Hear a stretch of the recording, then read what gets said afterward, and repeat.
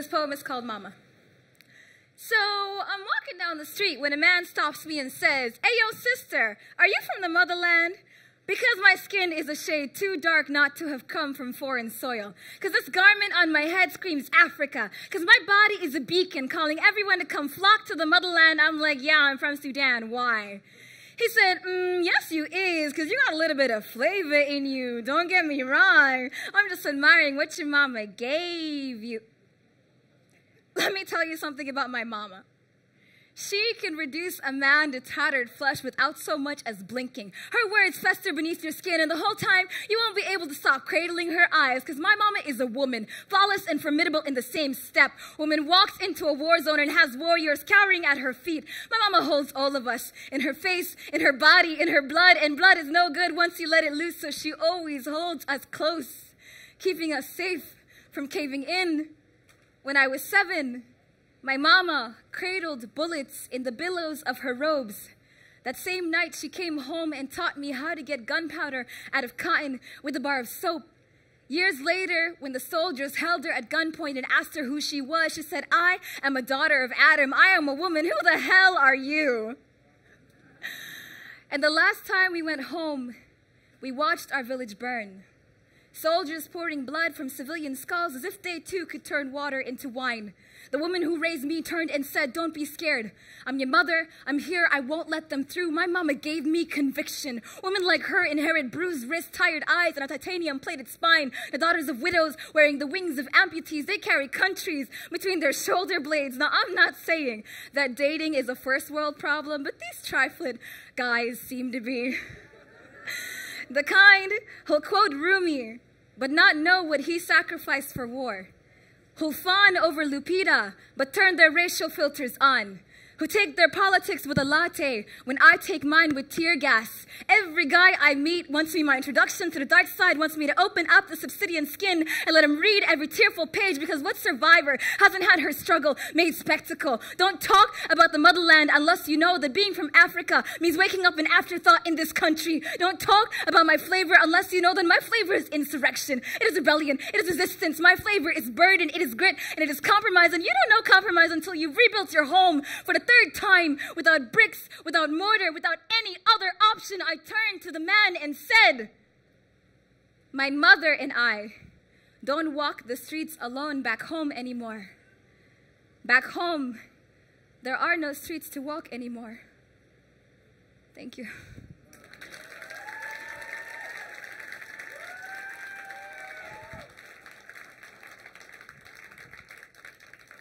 So, here's what I know about sorrow. It does 3 things. It can repel you, which means you'll run from it. It can paralyze you, which means you'll stand still, remain silent. Or it can compel you, meaning it'll move you. I choose to let it move me. I use my words to raise the alarm on the conflicts of our time, the crises that seem to have our whole world spilling ever outwards in the hopes that someone will hear something that moves them. I make people care about things they wouldn't normally care about, and I make them feel better when the world is ending. Now, when I say the world is ending, I don't necessarily mean climate change, the rising refugee crisis, rising nationalism everywhere, your favorite superhero dying. I cried for like 3 days, by the way. What I mean is that for most of the people that I work with, the world has truly ended. When I was 7 years old, I was hiding under the bed in the heart of Darfur with my 2 cousins and my sister, looking to my mom for guidance. 15 years after that, I was the closing speaker at my Yale graduation. This was us in the garden before it happened, before everything happened. And the thing is, we made it out on the other side, alive. There really, truly is another side. When my parents left Sudan, way before the genocide officially started, we didn't know what was going to happen next. We didn't know what to expect. We lived in Yemen, where my dad was transferred for work. We were well off. I started school. We didn't even know we were refugees at the time, but we couldn't go home. In preschool in Yemen, I met this girl called Maryam. And I didn't see her again until we were both freshmen at Yale. I didn't know what to say to her about everything that had happened in the time that passed between when we first met and when I was standing there in front of her being like, "It's you? What?" But I must have said something right because we're still the closest of friends. That experience with Maryam, it instilled this thought in me, this searing question. What would you say to your past self, or in this case, what would you say to someone who knew your past self if you had had the chance? In my work, I try to answer that question every single day. I ask myself if 15 years ago, someone could have come to me and my people and told us what was about to happen, warned us about the cost of war, what would they say? How would they teach us to lift our voices? I'm still trying to answer that question, but that's where the poetry comes in. So after graduation, I spent 2 years traveling around the world doing just that, teaching people to break the silence, to use poetry to reclaim their stories. And every single place that I went, I walked across the desert for 30 days, I visited countless countries, and whether I was teaching rhythm workshops to preschoolers in Nepal or helping Muslim girls write unapologetically about romance, I found that people were the key to healing what had been broken. That putting their faces back in front of everything that there is the only way forward. I carry those people with me every single day. And I carry their stories with me too. In March, I was teaching an empathy or feelings workshop in Zatari camp on a UNHCR mission in Jordan. Now, I don't always get to perform on a stage to the people that I'm writing for, so it's a special honor to be here in Kakuma camp today. You guys are amazing. It was my first time teaching poetry in Arabic, so I was terrified, especially because they're kids, and kids can be really tough. I thought, feelings workshop, right? You know, it helps you open up in the safest space. It doesn't leave any room for judging because everybody else is sharing too, or so I thought. By the end of it, I was judging myself because these kids, their thoughts, their ideas, their experiences were so incredibly vast, and our time was so incredibly limited. They were teaching me to heal, to love, to put love first, and they could be talking about the entire universe or a single star, and I would be lost. I would be transformed. My favorite poem that came out of it was this. رسالة من حضن ماما إلى بابا تعود الأيام الحلوة والجميلة بيننا من الشاعرة.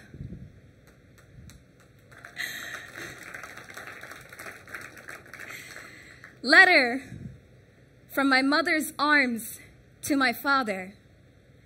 May the good and beautiful days come back between us. From the poet. Children are defined by what they love. That's something that constantly gets to me. When we as adults tend to let what we fear or what we hate define us, children constantly let love define them because it's what they know. That love is what I choose to surround myself with. It's why a number can mean so little and a person can mean so much. As for how to feel better when the world is ending, you have to surround yourself with love. I carry people with me. I carry love with me. I try to remember the spaces where I feel most safe, and I grow those spaces. So I thought I would end with a love poem today, because love is the inverse of fear. And to truly understand something, you have to understand the absence of it. So here goes. How many of you remember your first kiss? Don't be shy.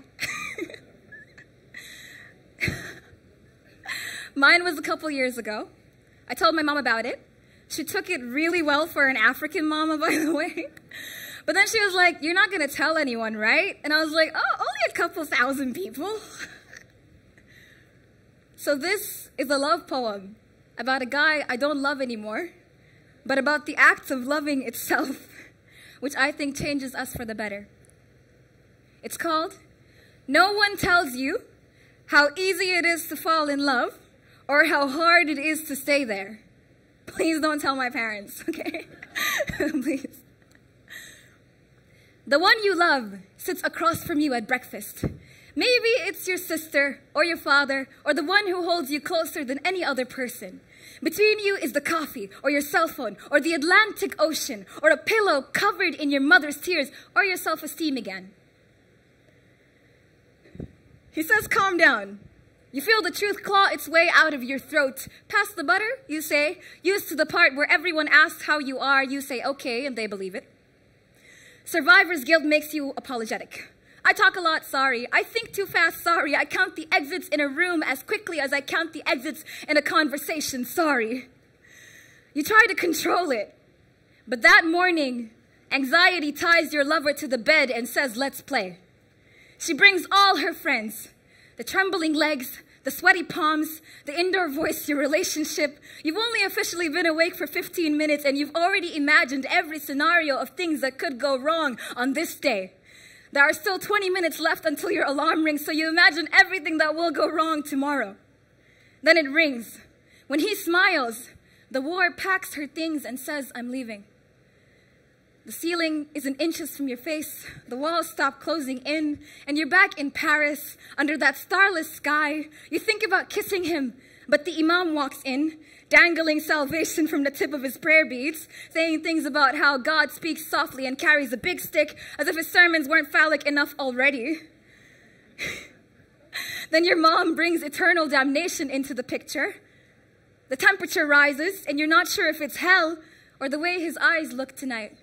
You feel like a lie in that red dress. Heaven and hell and adolescent hormones are picking you apart in that order. You kiss him anyway, and for a moment, you can breathe without a ticking time bomb on your oxygen tank.